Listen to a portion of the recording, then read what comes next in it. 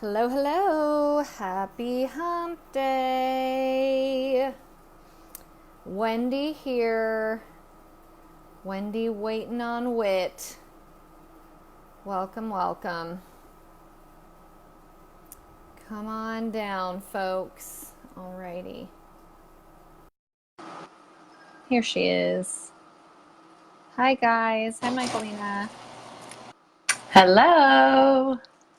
Hello there. How's it going?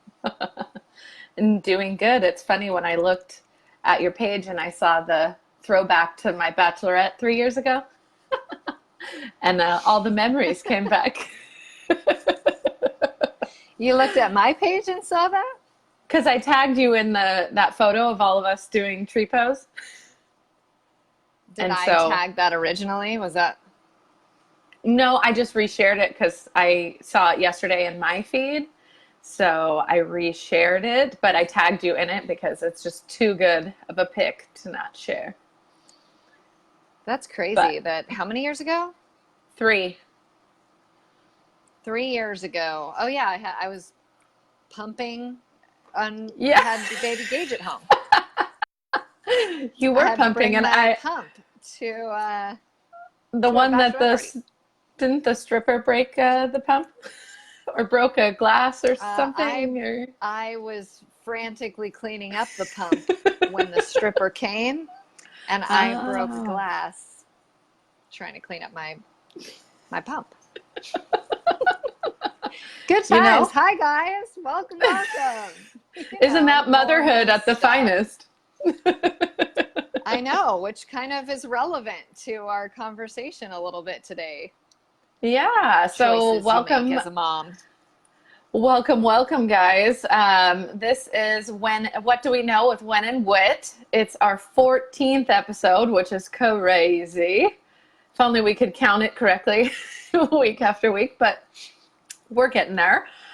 So our goal with Counting's this hard. series, yes, is to bring perspective, inspiration, and education about some hot topics and try and meet somewhere in the middle.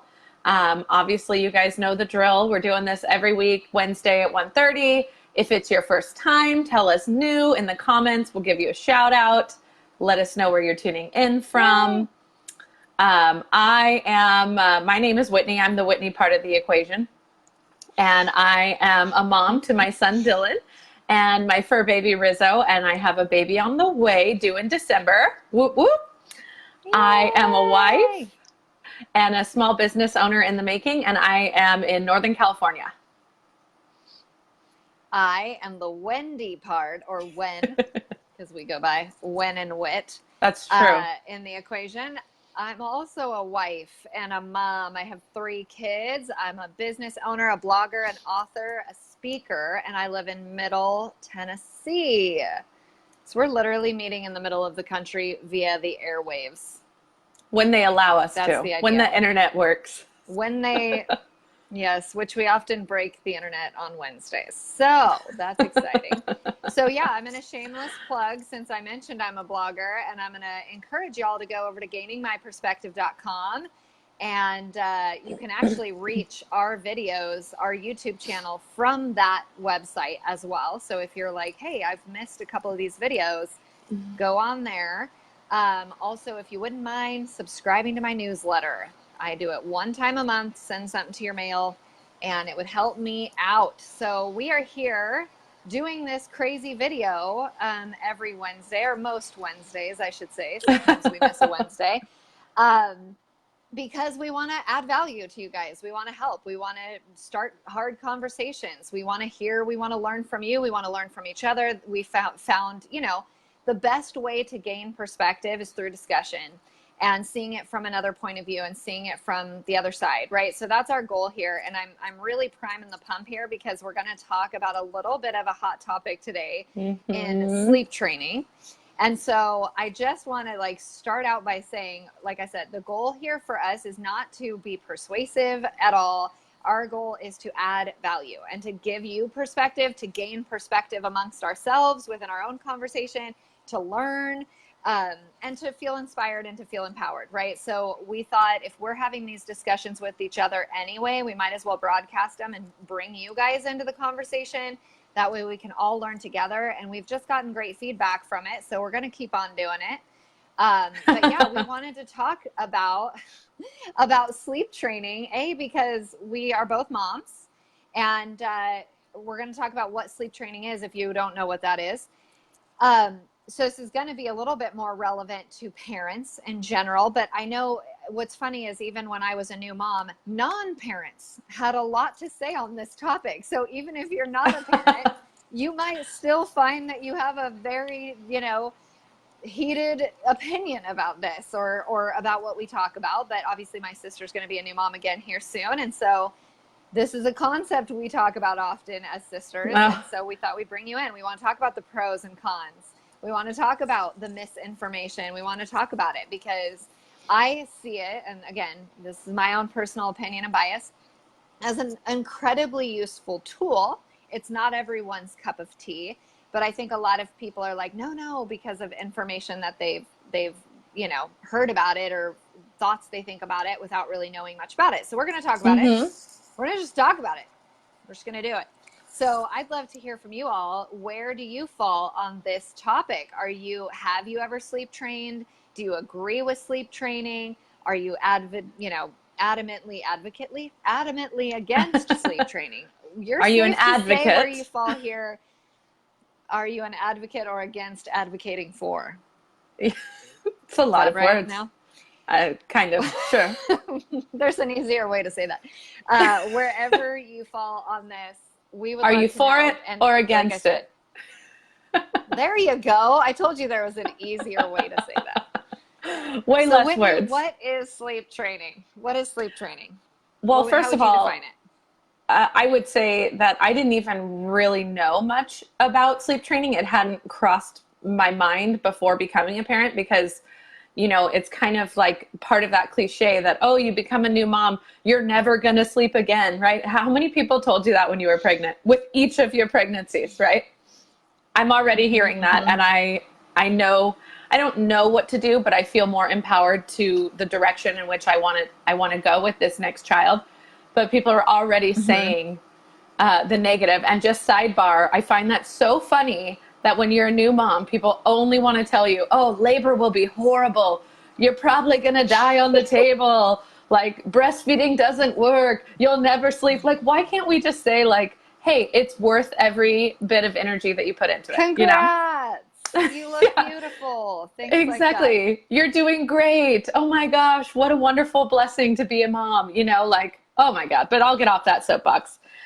So sleep training to me is having a bit of a schedule, and it's based on the parent taking the lead, the parent kind of providing a structure, because when babies come into the world, they have no idea when they're supposed to sleep, when they're hungry, when they're not. They just cry as their only form of communication, right? So it's up to us to kind of lead the ship as a more knowledgeable, educated, older person in the world for a longer period of time to kind of help them. Day. I'm older than a few days, I didn't start sleep training until like after a month. Isn't that kind of what you did too? So it depended on the child, but yeah. Okay. I don't have a whole lot of experience, but with, hold on, I got a text here. But with Dylan, it definitely took a lot of work and a lot of emotions and definitely a strong support system, like my sister, to bounce ideas off of literally multiple times a day. Like, it's a very simple concept, and I still was like, I feel like I'm doing it wrong. There was a kink in our plans. It doesn't always go the way you think it is, but man, if you stick it out and it's what you want to do, it is a godsend. It is amazing. So that's my long-winded version of sleep training. What about you? What do you feel? How do you feel about it? So, well, similarly, when you've never been a parent before, you have no idea what sleep training even is, or, attachment parenting, or any of the other kind of philosophical schools of thought around parenting. And I think a lot of times people just fall into one based on circumstances and there's no intention behind it. And I'm not saying that that's a bad thing. That's just kind of how it goes sometimes is, you know, sometimes we just end up co-sleeping because that was what seemed to be working best at the beginning. And maybe that wasn't the plan, or, you know, maybe that was the plan or whatever. Sometimes it just kind of happens. The school of thought you tend to fall into with parenting. But for me, when I was pregnant with my first, 3 separate moms kind of privately, and again, like everybody wants to offer their advice, right? So that was kind of funny, but they privately sent me like a text or just, you know, a message in some way and said, hey, this book really helped me and it may not be for you, but I really found this like such a useful tool. And specifically the book that was shared with me was Baby Wise, which I'm so nervous to even say that title because of how controversial it is. And we're going to talk about why. But it was so funny that all 3 of these women who were not related to each other, like one was one was Ashley, our cousin, and one was one of my sisters-in-law, and then I can't remember who the other person was. There was a firefighter at Tom's work, so none of them that were related at all to each other, and they all had this was key. They all had kids who I didn't like hate. And I don't know about you, but sometimes I'm not a fan of other people's kids, right? Like where you're just like, oh my gosh, my dear, I love you so much, but like your kids are crazy or whatever, you know, like sometimes that's just, I'm not the biggest fan of other people's kids sometimes. This is why I'm not a teacher, or this is why I don't have a career field that puts me in for, actually, I was a nanny and I worked in daycare. So maybe that's why now I don't like other people's kids, but that's neither here nor there. These kids were from my non-parented, you know, I had never been a parent before. And I'm looking at these kids going, man, they're like super respectful. They seem like really like good behavior. Chill How old kids. Were these kids?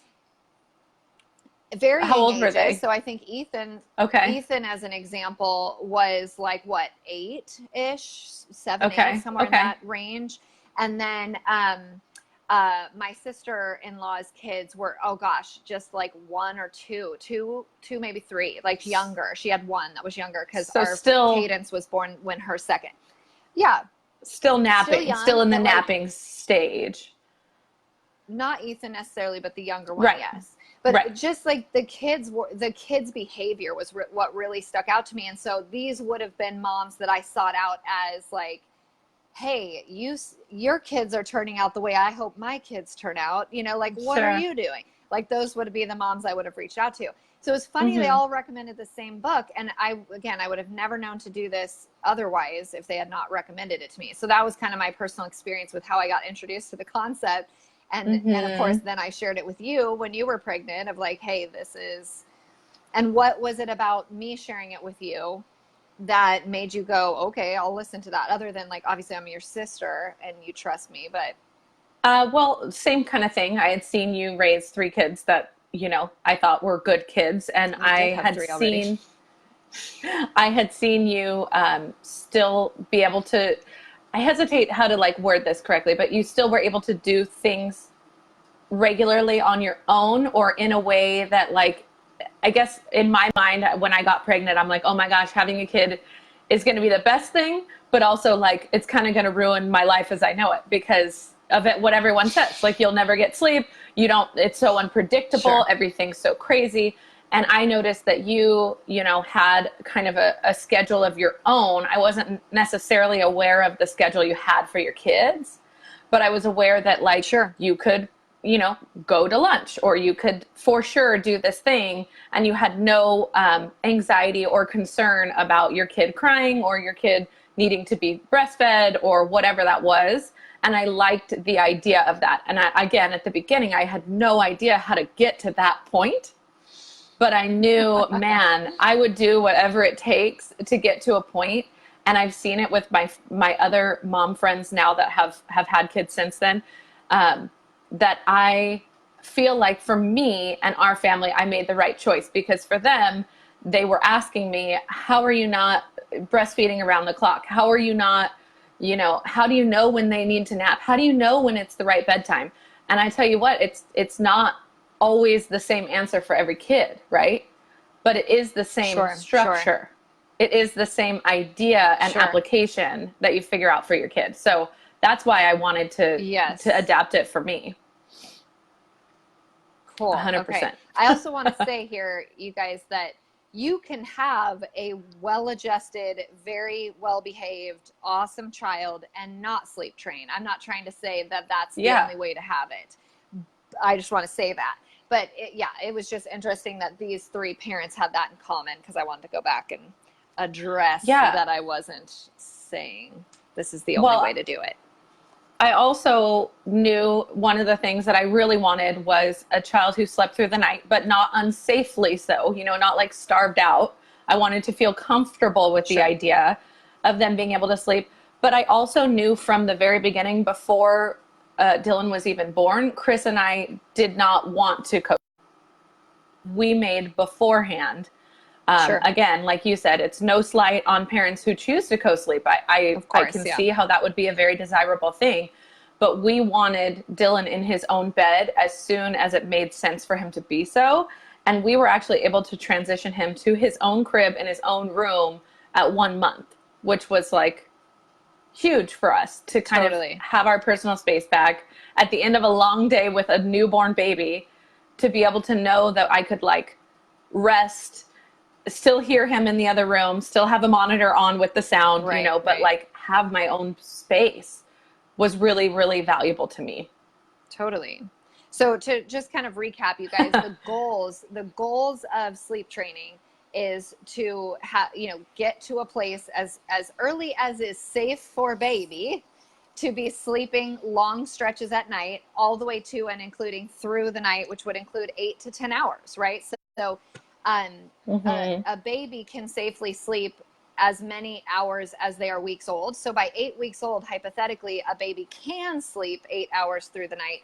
Generally, they're not necessarily doing that just at that point, but Yeah. they can. That was empowering to know.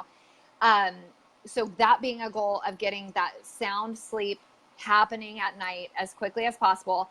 As Whit said, another goal would be, but not necessarily required of, a goal would be to sleep in their own bed early on. And then, of course, in their own room. I didn't actually move my kids to their own room until they were about 4 months old, but they were in their own bed from the get-go, Mm-hmm. just in our room.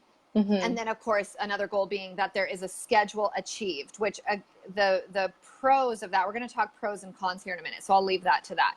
But why is this a heated topic, other than the fact that there is opinions? I think that's the main reason why this is such a heated topic is people are so opinionated about the right way to be raising kids, rearing babies. And I know that sleep training falls out of the mainstream correct way, because like La Leche, Mm-hmm. a lot of breastfeeding support, a lot of OBs, pediatricians, doctors would suggest that um, nursing as much as possible all the time. Like that's, I know like my breastfeeding coach, she was all about demand feed, demand feed, demand feed, right? So that's why this is Mm-hmm. controversial, because it's another school of thought. And again, I breastfed for a year for all three of my children. I could have breastfed longer. We did not stop Same. at a year because we ran out of milk or we were having trouble. I did for a year. That was just where I wanted to end. Same with you. So this isn't like you might compromise breastfeeding. I think it's the opposite. I think you can really, this might be what makes people successfully breastfeed if you're having trouble with on-demand feeding. So again, the goal here is to offer just another school of thought, a little bit outside of the box, a little bit different than maybe what's mainstream or what's more generally accepted. I think attachment parenting Mm-hmm. or co-sleeping, some of these concepts are very, people love it. People do it all the time. And again, it's a great option. This is just another option. And it is kind of directly in contradiction to that school of thought. So again, not one is right and one is wrong, but that's why it's controversial, because it is directly Mm-hmm. contradicting another philosophy. Does that make sense? Am I explaining this well? Yeah, yeah. And what's interesting about both frames of thought is that they both are backed by research by doctors. Baby Sure. Wise is written by doctors. So Right. it just depends on what doctors you're talking to. I mean, and that could vary from provider to provider, honestly. I Yeah. know that you're right when you say the main frame of thought is to, feed on demand and to Yeah. let the baby lead the schedule. And there is some merit to that for sure. Sure. But we have, an alternative opinion and an alternative answer that worked for both of us that I intend to use in the future too. And I had no problems with it, although I did have to defend my standpoint to other moms Totally. often, Often. but we get to decide as the parents of our children how we want to raise them, so I had it's more definitely people interesting to be a new mom and go into that.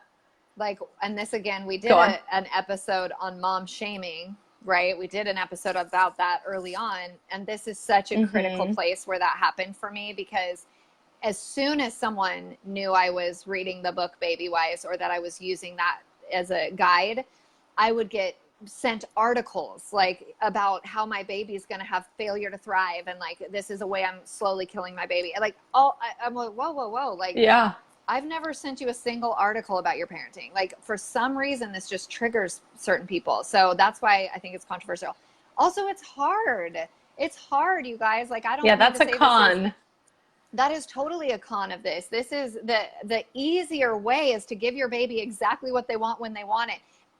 When you're looking at it in terms of like the short fix, right? The Band-Aid to a crying baby is almost always give it booby or give it milk, like give it a bottle. Like that is, I mean, right? That's like such a quick, easy fix. But when you're looking at the grand scheme, it may not always be the easiest way. But it is hard to implement a schedule when a newborn, like you said, all they do is cry. They cry when they're hungry. They cry when they sleep. You're trying to figure out, are you hungry? Are you sleepy? Did you pee? Did you poop? Like what, like we don't have any way of knowing. So it is hard to do this. And there is a very limited element of cry it out involved in sleep training, which the first thing that comes out of people's mouth is, oh, I just can't let my kid cry it out, which is so funny. That's like that's what I think people feel like. If you're going to sleep train, the only way to do it is to let your baby cry for hours on end. And that is actually not the goal. The goal is that's like not even a piece of the puzzle if you're able to do it right. And I will just tell you, I have 3 children. My first never had to cry it out. My third never had to cry it out. Merritt, bless his sweet baby heart, he had to cry. Shocking. To this day, he has to cry everything out. So he was a little bit more tricky. And still, every time we did school today, and every new subject, like just whines. I'm like, dude, like we do this every day. Like math comes every day. Like I don't even know. Just he's a crier outer in general, his personality. So that isn't necessarily an element of it. And we also mentioned that it's a heated topic just because breastfeeding is a heated topic, whether you want to do it or whether you don't want to do it, and the pressure to do it or the pressure not to do it or whatever. So again, because this can be another option to help people be successful in that, again, it just adds to the complex and the controversial element of it, because moms just have strong feelings. I am one, I get it. But I think that's another piece of it. What were you going to say? Oh, I was just going to say, I see it all the time in mom groups that cry it out is child abuse. Like literally that's what it's called more often than not. And again, I get it, because when your kid is crying, it is like, for a mother, it's the worst sound ever, right? Sure. And I can tell you from personal experience that while I was in the process of sleep training, so Dylan, I started sleep training at 1 month, and he was pretty stubborn. He didn't sleep through the night completely for 8 to 12, 10 hours until he was 5 months. Okay. Which is a lot earlier than a lot of the parents that I talk to. Sure. But, I guess I just say that to say I was seeing improvements, and I was still having a schedule of some sort before he slept through the night. So while that's the goal, sleep training, the method of sleep training and getting on a schedule was worthwhile from about 2 months on, maybe even right when I started, because I started Right. to get an idea of like, they're crying because they're hungry, because right now is when they eat.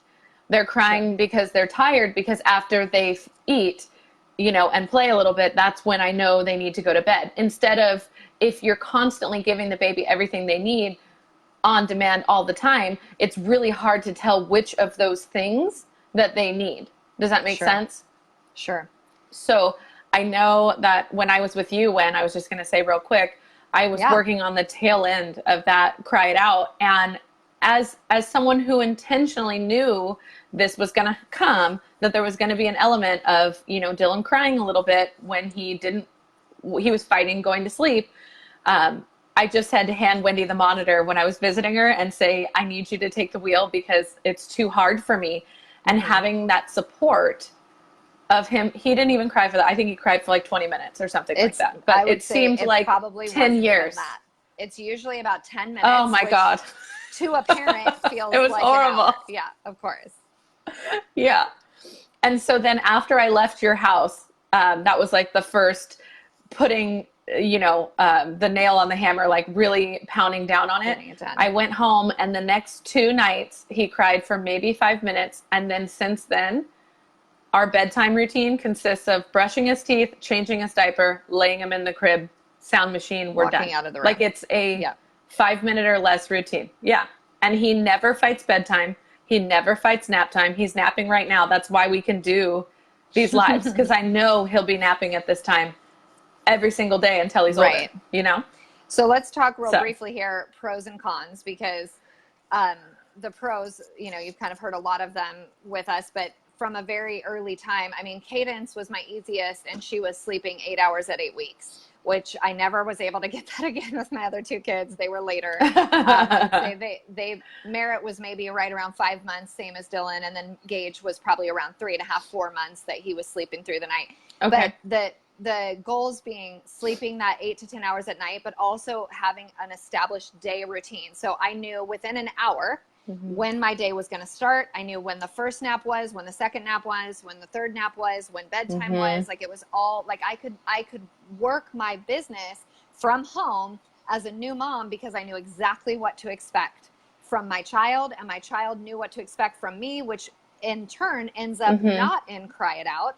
It ends up in, oh, it's bedtime. They're putting me in my bed. I get this. We do this every day, right? It's just establishing that routine where the child's like, oh, this is not unfamiliar to me. This is like, I don't even need to cry. I'm fine. Cadence never cried. Like, I can't even remember a time that she ever cried over anything. Like, even to this day, she's pretty chill. And Gage, similar. I think I dragged it out with Gage a little bit more because he was my baby. So, like, I just, like, wasn't in as much of a hurry because I knew he'd be the last one. But yeah, baby knows what to expect. You have a plan of attack for a new mom. I know for me, coming home from the hospital with a new baby with a plan empowered me and made me feel like I'm going to be successful. I didn't have anxiety like a new mom should, like I just felt like I know what I'm going to do. Like I know what I'm going to try to accomplish here. And the beginning stages of sleep training, as Whit kind of mentioned, are instead of nursing the baby to sleep, you're nursing the baby when they wake up, or giving a bottle if you're not breastfeeding. So when they wake up, you feed them. They have a little bit of awake time, which as a newborn might be 5 minutes. And then it's about time for bed. And so going to bed, right? And then they're sleeping for an hour and a half to 2 hours, sometimes longer, sometimes shorter, somewhere in that range. And then the cycle starts over again. Whereas the natural cycle, again, the other way of doing it is that they wake up, play, and eat to go to bed. But the con of that is now you're establishing, I am in charge of putting you to bed. I have to nurse you to bed. I have to rock you to bed. I'm involved in you going to sleep in some way, which as the baby gets older and you're trying to do the whole like lean the sleeping baby down and like sneak out of the room. Like I was like, I can't do that. I have to like get on with the next thing. Like if my baby's going to nap, I got to do stuff while the baby's napping. So I can't be like a 45-minute trying to get them into their bed napping situation. And I certainly didn't want to have them napping on me all the time. Again, my preference, not one way or another.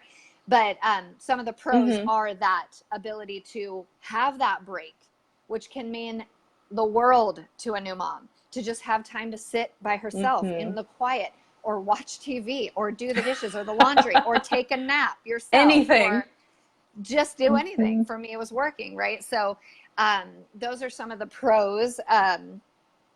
What else, what other pros can you think of, Whit? You talked about giving them information. Of knowing what they need, also knowing that when a baby cries, like you'd reassured me of this, and I actually looked it up and found it to be true. Babies can't move, right? They are very limited in mobility. Their only form of exercise, their only way to exert any energy is crying. And, maybe they might cry and it makes their legs move and they're like, okay, great. Now I'm exhausted. My point in saying that is, if you always put a boob when they cry, yes, that they'll always take a boob, but that might not be what they need in that moment. And it's really hard without, I say it's a pro. I'm kind of backwards wording this, but like, you have that information that you need to feel like you can confidently make that decision, because you are on a schedule where they've just eaten, they poop at this time, they always, because you're on a very repeated schedule throughout the day. And on that note, with schedules, for any of you that might be interested about breastfeeding, or not breastfeeding, but on BabyWise or sleep training, you can even look online at BabyWise sleep schedules, and they're free.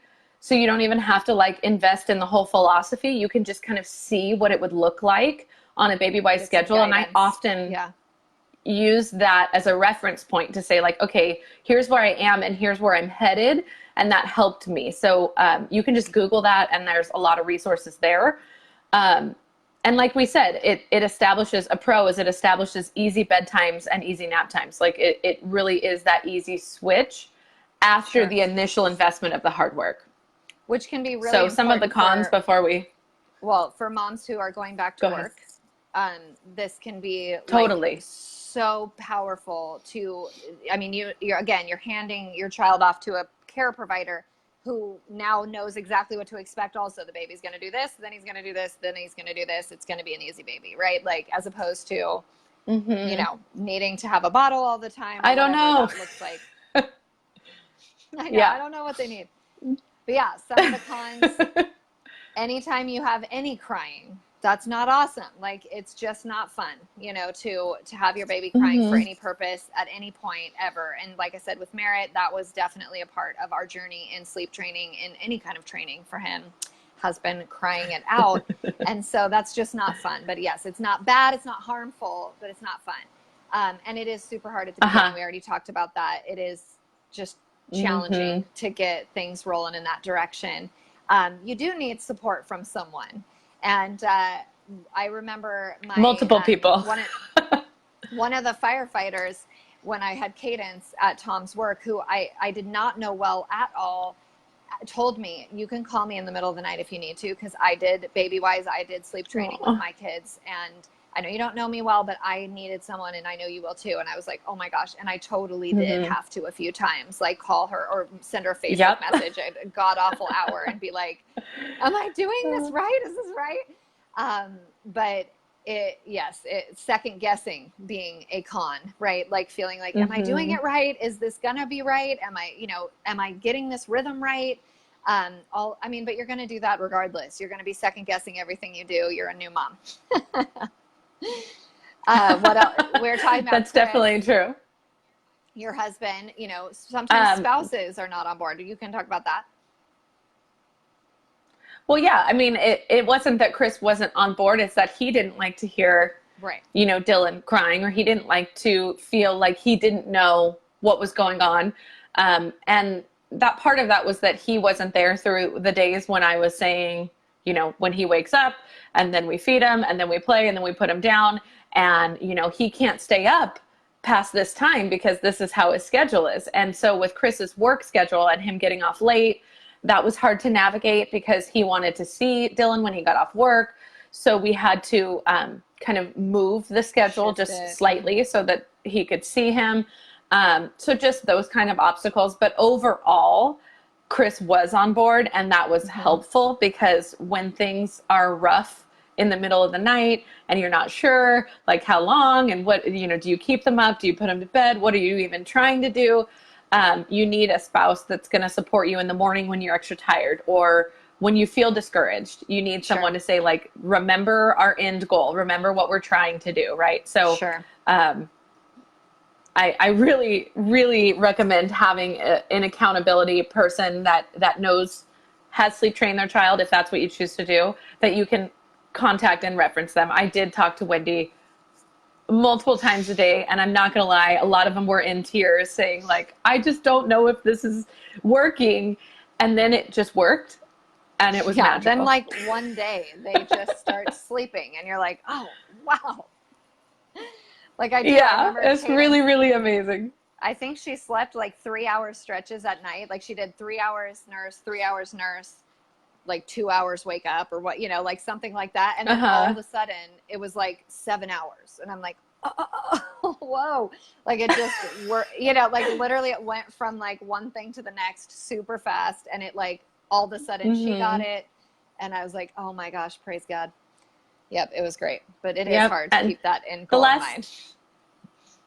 The last thing that I'll say is I feel like once Dylan got on a schedule consistently, he has been such a pleasant child. He rarely is cranky. And you know, teething is a different element. There are obviously things developmentally that happen with infants that cause them to have, you know, disruptions in their schedules. But in general, once he got sleep, oh my gosh, he was well rested. He had a good nature about him in the morning. He wanted to go to sleep when it was time for bed. Like those things are worth their weight in gold, I tell you. Oh, Gage still, my 3-year-old still will say, can I go to bed now? Like it's not a fight at all. It's like he asks me, can we go to bed? I'm like, yes, we can. It's great. That's something really sweet that Dylan just started doing. Dylan just started saying like, Mom, tired. Like, okay, sweetie. We definitely can go to bed and Mommy can have her own time. You're allowed. Sounds great. So anyway, that's a wrap, I think, right? That's a wrap. We've said our piece. So, you know, as we always say, this is What Do We Know? We share our perspective. We share our real life experiences. We aren't the only opinion or the only way to do anything we ever talk about, right, Wen? We try. We just want to share a little bit about, you know, what's worked for us and share what's going on in our lives. So, you know, there's stuff we don't know. We definitely are open to other people's opinions. We love hearing, you know, how other people have raised their children. We're all in this together at the end of the day. As a quick recap, I just want to remind you guys about the YouTube channel. You can find that on YouTube. You can also find that on Wendy's blog, so gainingmyperspective.com, her website. You can find a link to the YouTube channel there. And with that, I will say I will be gone next week. I'm going to a Giants-Cubs game, first one with our son. So very excited. For those of you who don't know, I'm a Giants fan. Chris is a Cubs fan, so I think Chris is going to win this whole date. It's going to be a little heated, but we will be gone at that game next Wednesday. So we'll be having a special guest on this show with Wendy, Miss Holly Wells, and she is a brand new mom. And they're going to be discussing balance and how to find balance as a new mom. Or generally that's it in your life. Just all right, guys. Well, thank you for tuning in. We'll see you next week. Have a good day.